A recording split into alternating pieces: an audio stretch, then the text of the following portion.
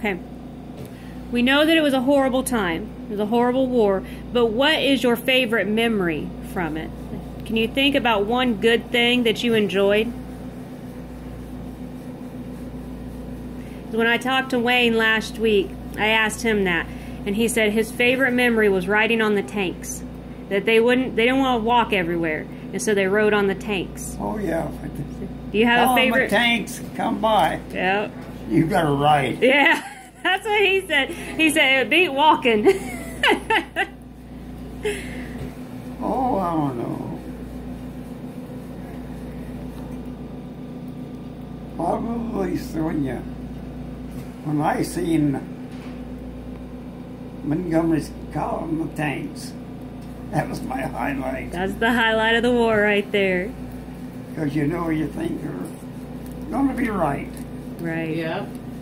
Well, I would imagine it would be easy within the camp to lose focus and to wonder if you were ever going to get out. Right. Yeah. There was always 2 or 3 guys always hung together. I mean, that was just nature. But we all the 3 of us, we watched over each other. In fact, one of the guys got sick, probably just the flu, and we piled them 3 bales of hay together. To make him a bed? And we all slept under. We had 3 blankets. Right. We stayed under those 3 blankets. And I would imagine by having friends like Melvin with you, that helped to give you that camaraderie to make it through. He was just part of you. Right. Becomes more like a brother than a friend at that point. Yeah. To keep each other's spirits up and keep on to hope that you would be rescued. Because when one of you get down, the other 2 would lift you up. Yeah, he was married and had a child. Oh, he used to talk about that baby and cry like a baby. Oh. It would touch you so. Mm-hmm. That would be hard. When you were in there and you were struggling with being hungry, a lot of times we'll say, oh, if I could just eat, fill in the blank. What was your blank? What did you want to have?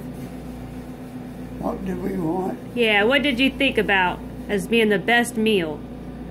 Fried chicken. Fried chicken. That's a good one. Favorite.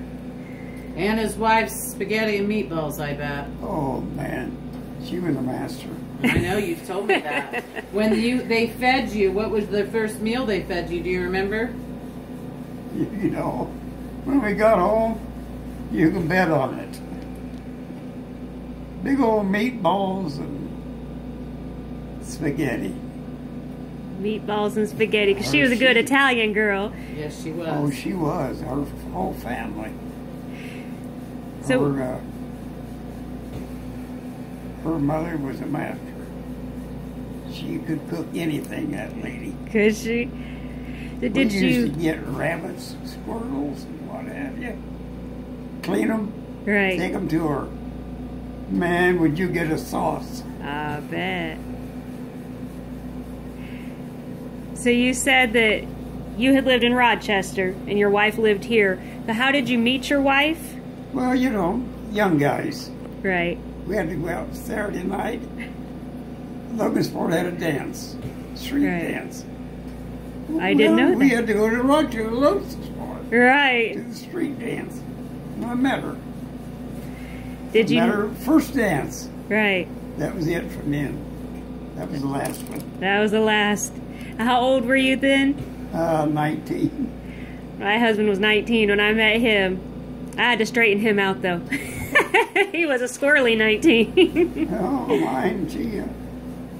I was, like I say, I was just a farm boy. I wasn't too wild. No, I bet not.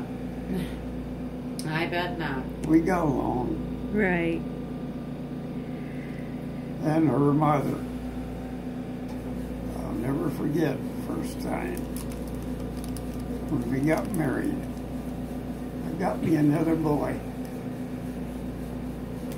That's what her mom said? She had 4. Right. She got her another one. Well, that's we good. got married. Right. Well, that's good. You know, they say you marry the whole family, not just the person. They were great people. So if there was one thing that you could hand down to the younger generations, like your great-granddaughter and my kids, what would that be? Think, I guess. Think about what they're doing? Usually. Yeah, that's important. Use your head. I can't tell you how many times a day I tell my middle son, why don't you think before you do something?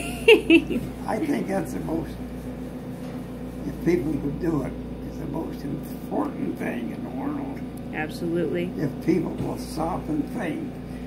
Ova has a wonderful legacy. Both of his children are wonderful people.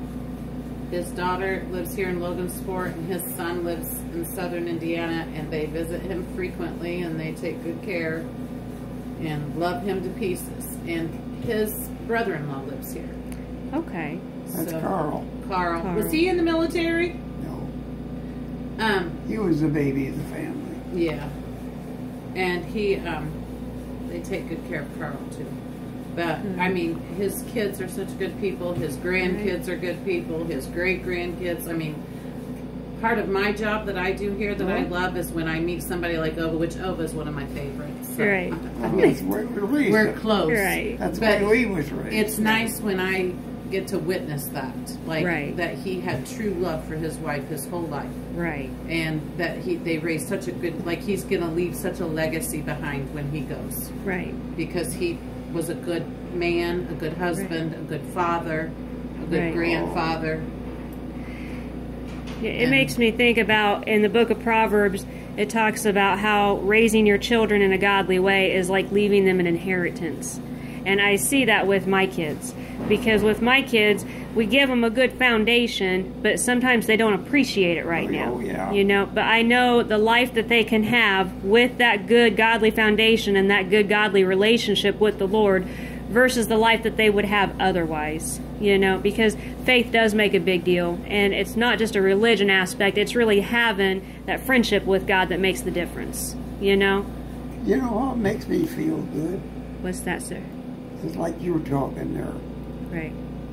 I can sit back and watch the kids, grandkids, great-grandkids, and I think the good Lord that we had in those sins that guide them in the right direction.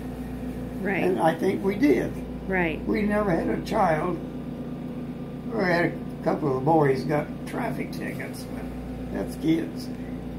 Never had one got in trouble. That's wonderful. To me, that tells the story. Like I say, a couple of young boys. Right.